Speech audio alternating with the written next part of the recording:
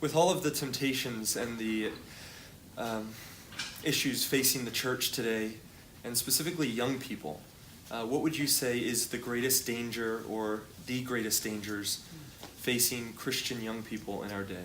Yeah, that's a great question. I really like to look at it from the perspective of, say, American history, and you look at that culture of World War II. You see the people, that era of people that were coming out of that particular time period. They were known as the builders. I mean, they're building, they're moving, they're shaking, they're leading.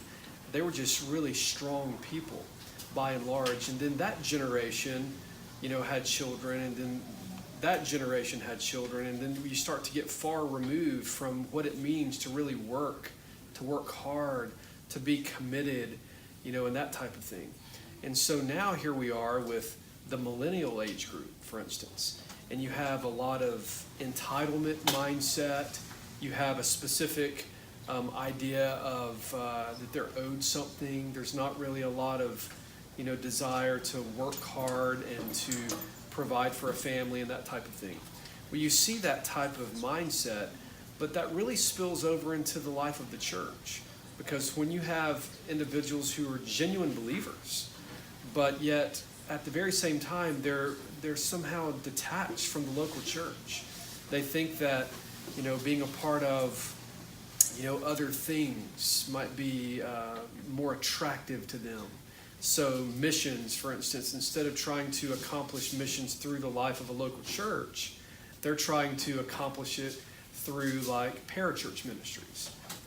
Give to this particular mission organization, and you can help them accomplish this type of goal, whether it be digging wells or putting shoes on people's feet or whatever it might be.